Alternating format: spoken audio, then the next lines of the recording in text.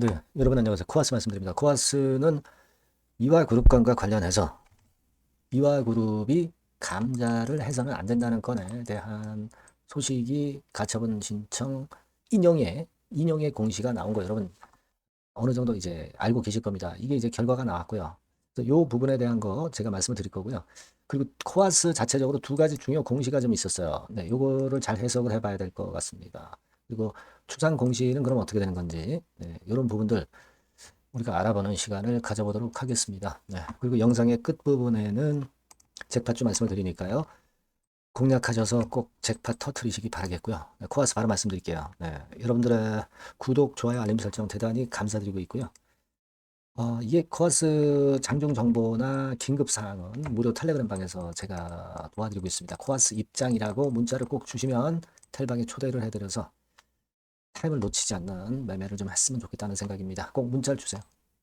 자, 여러분, 이화 건은 조금 이따 말씀드리고요. 코아스 같은 경우 그 공시가 나온 게 있죠. 장 마무리가 되고 전환 청구권, 신주 인수권, 교환 청구권 행사에서 신주 인수권 관련해서 뭐 27,000주 나온 거. 이거는 뭐 수량들이 적지만 계속 나오고 있어요. 근데 이제 문제는 관건은 그거죠.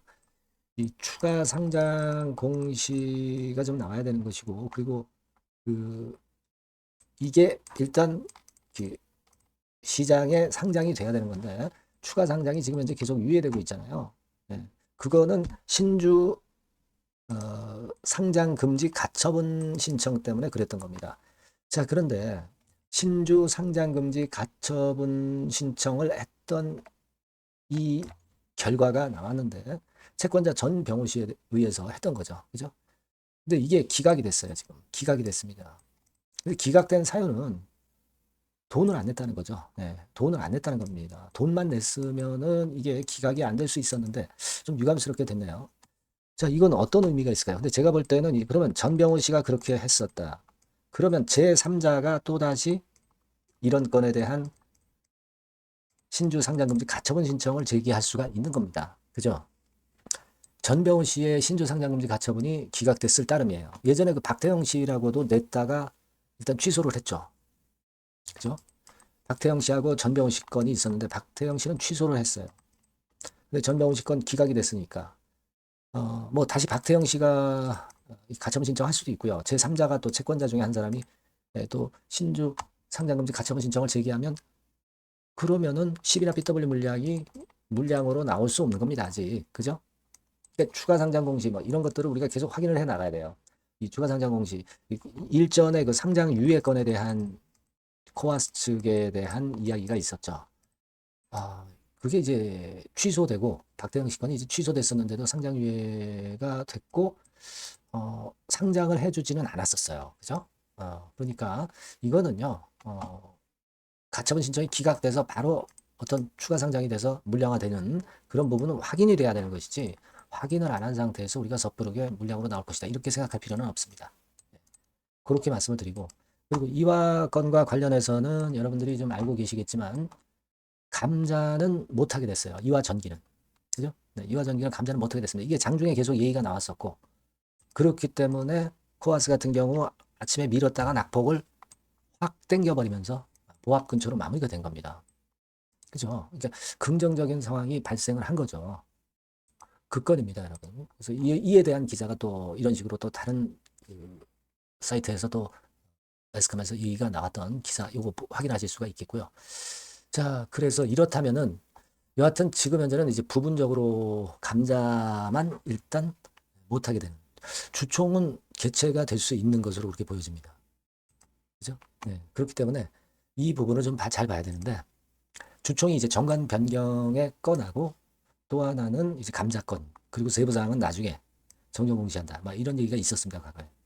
주총은 열리지만 여하튼 감자건에 대한 부분은 이제 못하게 됐기 때문에 엄청나게 큰 호재료가 될 수 있는 거다라고 일단 생각을 우리가 당연히 해야 될 거라고 보여집니다. 그래서 일단 좋고요. 다만 이제 EID는 그 가처분을 신청을 안 했죠. EID 같은 경우는 좀 두고 봐야 될 것 같고 이트론 같은 경우도 이제 결과는 아직 안 나왔어요. 감자 비율이 얘네는 좀 작았죠. 감자 비율이.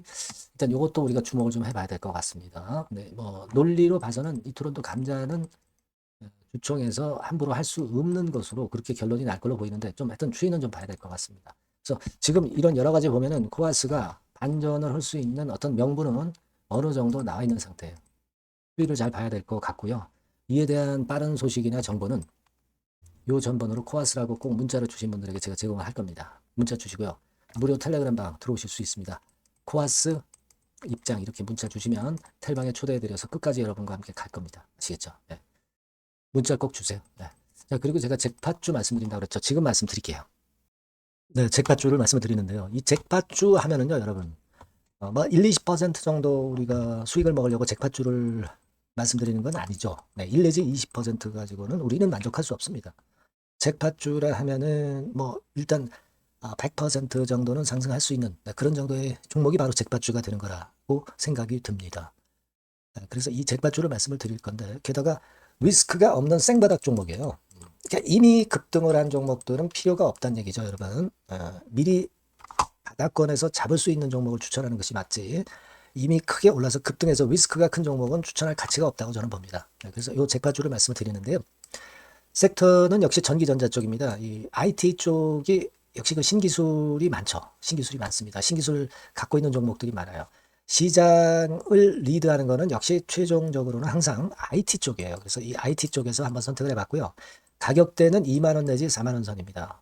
그러니까 이런 정도 가격대는 재무 실적을 겸비했다는 징표죠. 네, 이 정도의 가격대를 형성하고 있는 종목들이 재무나 실적이 아주 안 좋은 기업들은 없다는 얘기예요. 그죠? 저가주보다도 확실하게 재무 실적을 겸비한 쪽으로 제가 추천을 드릴 거고요. 시총은 2,500억에서 한 5천억 정도 수준입니다. 그러니까 시총은 적정하죠. 네, 이 정도라면 적정하지 않나. 너무 낮지도 높지도 않은 정도. 투자 기간은 1 내지 2개월 선 정도로만 봤어요. 네, 길게 잡지는 않습니다. 그러나 뭐 초단타 매매를 하라고 제가 드리는 종목은 아닙니다. 투자 기간은 이 정도로 잡고요. 자, 일단 여러분들이 그럼 주봉 차트, 월봉 차트는 어떻게 생겼나 좀 알아볼 필요가 있어요. 네, 주봉 차트는 이렇게 생겼어요. 그러니까 여러분 느끼시는 바 뭐 없습니까? 일봉도 아니고 주봉인데도 쓰리 바닥을 만들고 있죠. 여기서 탁 튀어나가면 큰 시세 낼 수 있는 그런 주봉 차트 모양을 벌써 보여주고 있는 거 보면 우리가 어느 정도 감잡을 수 있죠. 여러분 큰 시세가 가능하다는 걸 감잡을 수 있고요. 월봉 차트로 한번 보시면 이렇습니다. 그러니까 월봉 차트로도 보면은 불기둥이 생바닥에서 2번 정도 나타났단 말이에요. 네.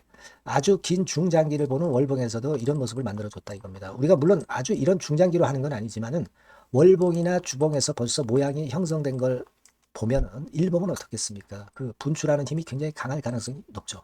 그러니까 요 주봉이나 월봉은 앞으로 흐름이 괜찮아질 것이다라는 사인을 주봉이나 월봉에서 여러분들이 이렇게 미리 그 예측을 할 수 있는 겁니다. 네. 그런 측면에서 제가 주봉과 월봉을 보여드린 거예요, 여러분.